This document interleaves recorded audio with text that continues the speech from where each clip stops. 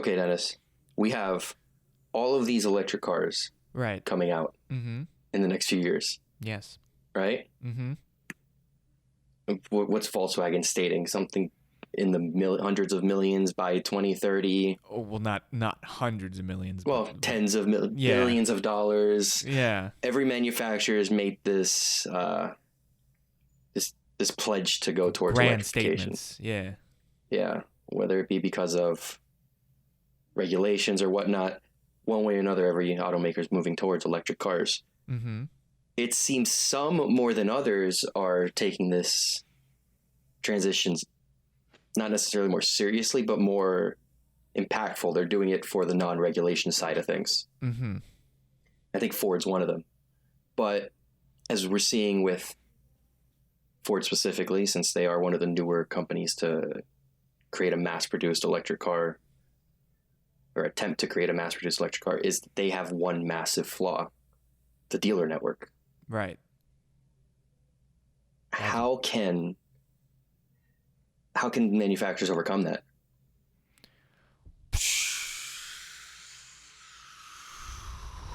That's a question. That is a very hard question to answer, especially for someone like me, who's never worked in a dealer network or a dealership, and obviously doesn't know the nuances that go on between the relationship between a dealership and the manufacturer that provides the car for said dealership. So,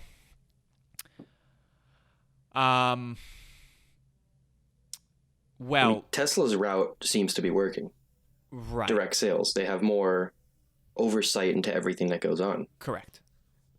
And basically going to the dealership is, no one really would describe that as a good time, going to the dealership. I would say if you were to ask 100 people, do you like going to the dealership, you would get 99 people. They'll Not probably say necessarily because buying a car is a hassle. More so, the dealership process as a whole is just massively flawed and not really built for, consumer happiness levels and whatnot. I mean, yeah, even if you knew exactly the car you wanted when you go to a dealership and you know exactly what it and you're willing to pay basically any price for it, the process is still going to take a couple hours. It's ridiculous. Yeah, but time aside and headache aside and, every other negative aspect of the dealer network, Mm-hmm. there's one massive flaw, and that's EV education. There's no dealership, no salesperson on the average, side of things. Obviously, there's probably one guy, but on average, the average salesperson does not know anything about electric cars, about electrification, about where you even charge them, as we've proven calling Ford dealerships now twice in the last, 9 months? And getting wildly different answers. What are we on? What's our track record? 5% of people who answer the phone know what they're talking about? Well, it's been an improvement the second round we've gone through. I mean, at least people know what an electric car is at this point, and the fact that you can charge it in a house. There was less misinformation this time around. Right. But lack of information, if that makes sense. Yeah, it's still like you could tell that they still have to pull out the website or like a training pamphlet or something to get the relevant information. And if the Mach-E is supposed to be, the next chapter in Ford's, history, and it's going to be as revolutionary and as big of a footnote in their history as the original Mustang was, I assume that's why they used the name again, you would want your salespeople to know as much as possible about, possibly the most important car in their lineup. Obviously, the F-150 is important because of the sales figures, but still, from a possible historic value, the Mach-E is very important to the brand. So they clearly still don't know enough. And it's not strict with Ford. Right. And the problem's not, even Mach-E specific knowledge. The problem here is EV knowledge. sure, Tesla can sell 500,000 cars a year currently. Mm-hmm. The average Tesla customer is not the Ford customer. They're not the Chrysler customer. Mm-hmm. There's only so many internet savvy hipsters out there. The vast majority of people buying cars, the millions of people buying cars, the tens of million people buying cars annually, they buy cars at dealerships, not because they want to buy cars at dealerships, because that's the only thing they know how to do. Right. They don't get their information from internet blogs. They don't get their information from reading owner's manuals of cars. They get their information on vehicles directly from the dealership. They ask questions. Mm-hmm. And it's going to be hard to convert people to electric cars if you can't answer these questions. Well, here's a question though: is it because obviously when we did our calls, we asked specifically for the Mach-E, but do you think they would have had more information to say if I, for instance, called about an F-150? Is there just a genuine kind of lack of information for basically all cars, but it just so happens that the people who want to get an electric car have more questions, so it seems like they're less 100%. knowledgeable about the electric cars when in fact they just have the same baseline knowledge of all the cars? 100%, but that's not really the argument here. There's no... Sure, the average salesperson is not going to know how many gallons a F-150 has if you ask them that. Right. Without Googling it, of course. But the issue here is this isn't a question between an F-150 and an F-250. Mm-hmm. Buying an electric car is an entire lifestyle change. No one's going to jump that ship without having answers to these basic questions like, where do I charge the car? Right. We were told on multiple occasions you can't charge a car at home. Told you could fill it up at a gas station. We were told you can charge it at a Tesla supercharger. It's going to be super hard to transition customers who are looking at, let's say, Ford Focus. They're looking at a F-150 and then they see the Mach-E. They're like, oh, that looks cute. Mm-hmm.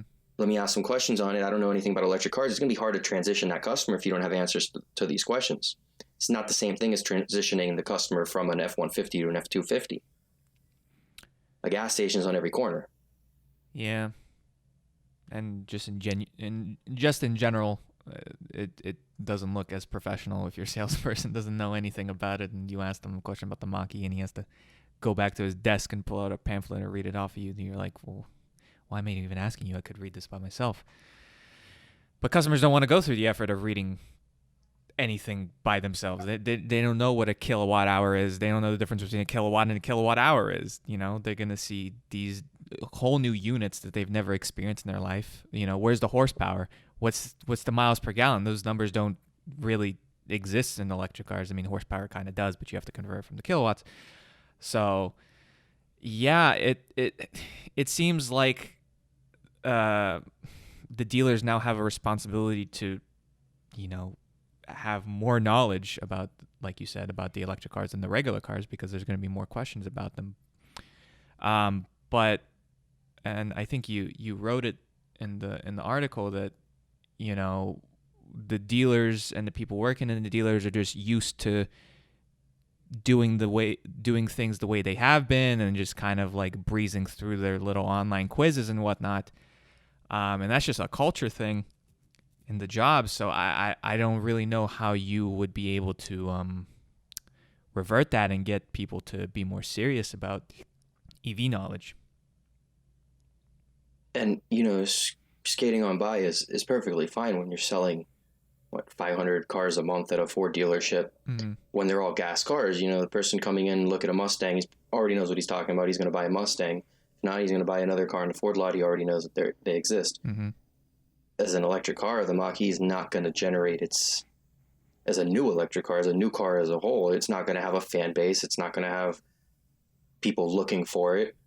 Anyone interested in this car outside of the original reservations, they're going to have to be sold on it. And it's hard to sell a car, let alone an electric car, especially if you're not informed on what you're talking about. You don't know how to answer these questions. The training system as a whole is flawed, but that doesn't matter when you're comparing two gas vehicles.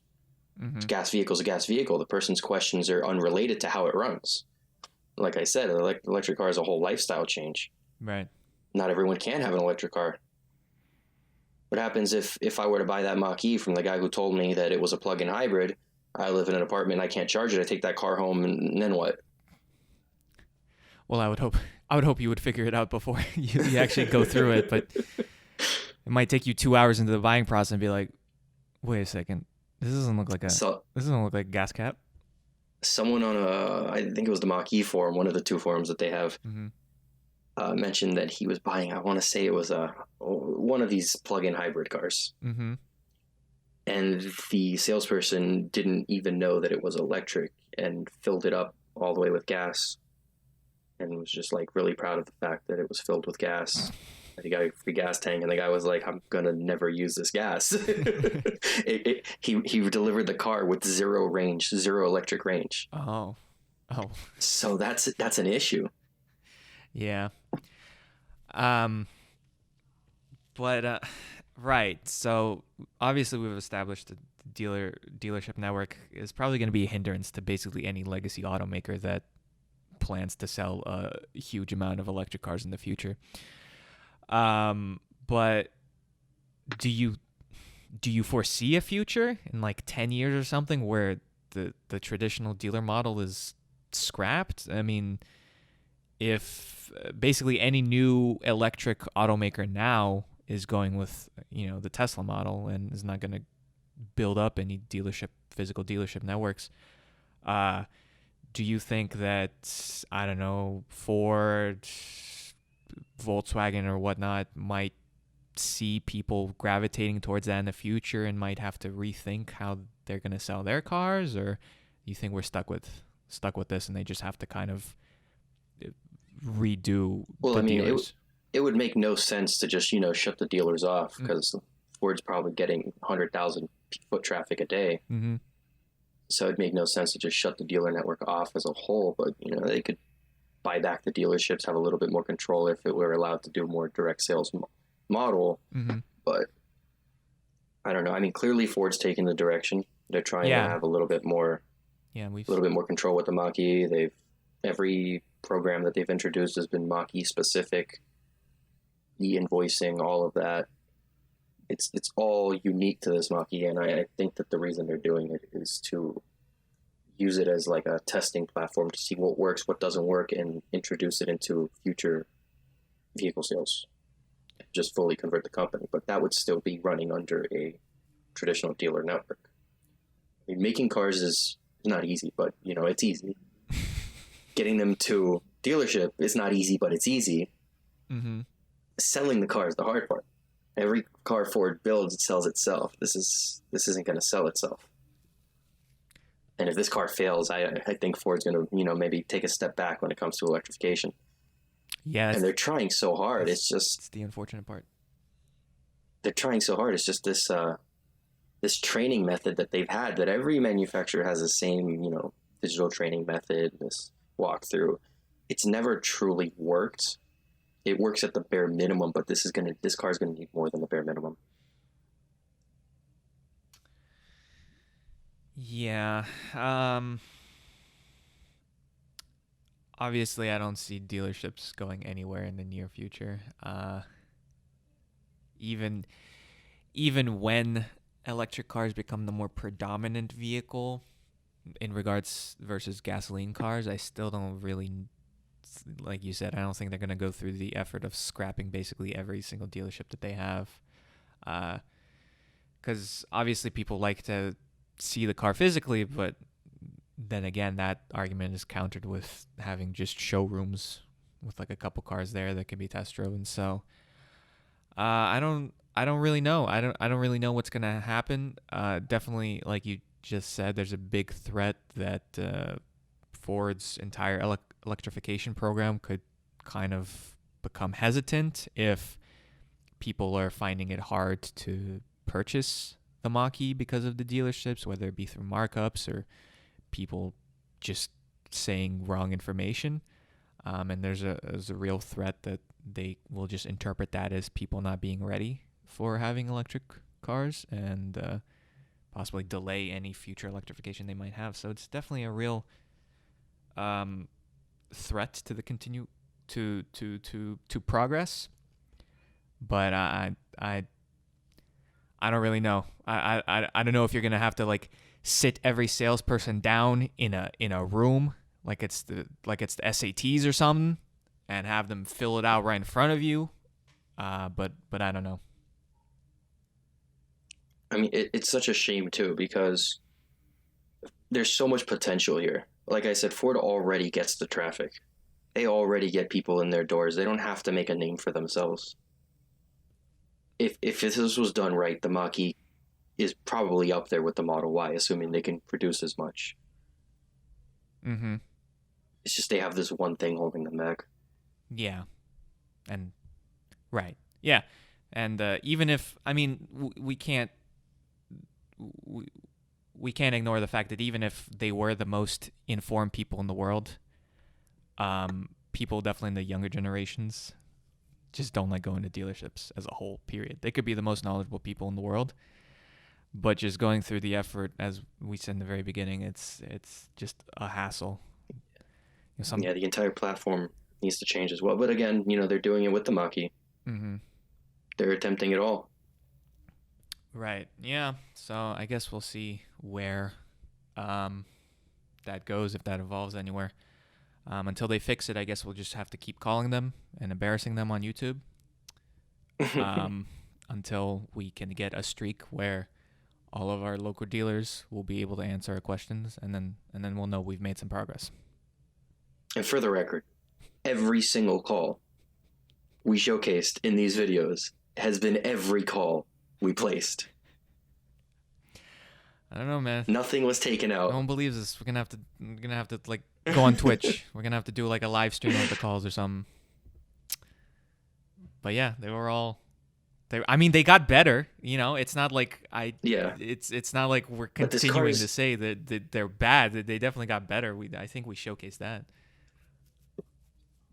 I don't know how much more can improve, apart from the car being in their physical possession. I guess, yeah. Training is done. Yeah. They've already called everyone in to order these cars. Mm-hmm. This should be settled by now. This should be running like butter. Well, that will be the last excuse they have. Once we find out they're in the showrooms, and we give them a couple weeks, we're going to have to call them back again. And then if they still don't know, then there I don't really think they is no will excuse. Because again, you ask someone how many gallons are in an F-150, they don't know the answer to that. Even with it there. Yeah, but I feel there needs to be some stricter training. Yeah, but or some sort of oversight, because the majority of salespeople will just pay someone to do their training for them. I mean, they could just not be taking it seriously because the car isn't even in the showroom, so they're like, this car doesn't even exist. So, I mean, maybe once they see it, they'll take. I don't even know. Maybe they're not even interested in the car. Maybe they're just not interested in electric cars. I mean, you're definitely going to have a different experience, I think, if you talk to someone who doesn't like electric cars and likes electric cars. There's just it's just the information is going to be conveyed differently. There's going to be more effort put into the questions. I feel like for a lot of people, this is still a job and they'll sell anything, but I feel like there's some sort of deep-seated, like or dislike of electric cars. I mean, they tried to create like an EV lead, just have like one or two people designated for the Mach-E. Mm-hmm. But as we saw, it's not working. Yeah, they're only there like 2 days a week or something. Yeah. And even then, that person could just be just as uninformed because he could have just skated by on the training as well. Yep. So it's a problem. It's a hurdle that most people will have to. Well, most automakers will have to. Here's an expansion to this little hurdle that I don't know if most people will understand this unless they're in the auto sales industry. But these cars, this invoice process, the e-invoice, which is what they're calling it. It's basically putting a flat % profit margin, so no wiggle room for the dealership, which means most of these salespeople will just get paid flats for these cars. They're only going to get $100, $150 flat. Mm-hmm. The dealer will just say, "Oh, there's no profit margin on it." So it's not going to motivate salespeople to look into electric cars, look into why it's better, to try to sell it if they can make more money selling another car. Do you think they'll try to sell people away from the Mach-E towards gas cars? I mean, we've had now 3 different people sell us away from the Mach-E. Yeah, but at least it was kind of like justified as like it's a plug-in, which I mean, obviously, yeah, it's not the same thing, but at least they can somewhat justify that it's electric somehow. But I'm asking, do you think someone's gonna come in for a Mach-E and the dude's gonna be like, no, you know what? Maybe have you seen the Ford Escape? Perhaps. Have you seen this bad boy right here? I mean, if it comes down to pay, yeah. If the sales staff are getting paid more on a Ford Escape than they are on a Mach-E, for sure, 100% they will. Most of the time, they actually try to convert people to used cars because used cars leave more money. Right. Well, that would definitely be a headache if dealers try to sell people away from electric cars. That will definitely be. And that's the thing, because this isn't. I don't think the majority of people who buy this car, again, aside from the initial reservation holders, I don't think they're going to be going in looking for an electric car. I think this car only works if they're converted to it. If they see it and they're like they want more information on it and they like it and then they drive off the lot with it. Mm-hmm. I mean, look at how many people still don't know of Tesla's existence. How many people can't name a Model Y from Model S? Well, I haven't. Ford has this very good benefit of already having all these people who have ICEs, whatever we call them. They already have these people coming in that know Ford, know their brand. Mm-hmm. All they got to do is, tell them a little bit about electric cars. It's not the same with Tesla. Only person walking into a Tesla store is the person who already knows about Tesla. Well, I don't know if they know about Tesla. They have a significant amount of people walking into that Ford dealer who have never heard of the Mach-E. We've had salespeople who have never heard of the Mach-E. Well, not this time, thankfully. Yeah, thankfully. Thankfully, that would have been really bad if someone answered me like, "The what? The Mustang? you mean the 5.0? No, the electric one." Yeah. I do not know. Every automaker is going to have to go through this. Volkswagen's going to have to go through this. BMW's going to have to go through this. Chevy and GM, whenever they decide to release their... I mean, Chevy was able to do it with the Bolt. I mean, they sold a decent amount of them. So, I mean, it's definitely possible to sell electric cars through a dealer network. Nissan and the Leaf... It could have been much more, though. What's the Bolt compare with their number 1, number 2 seller? Perhaps. I never looked at that. And the reason it sells less could be simply because, they're not upselling it. True. Well, yeah, it'll be interesting to see what the strategies is going to be, and if dealerships as we know them will be gonzo in like 20 years or something. Because as we've seen, basically every new automaker's going with a direct to consumer method. I don't think Rivian's gonna have any dealers. Lucid isn't gonna have any dealers.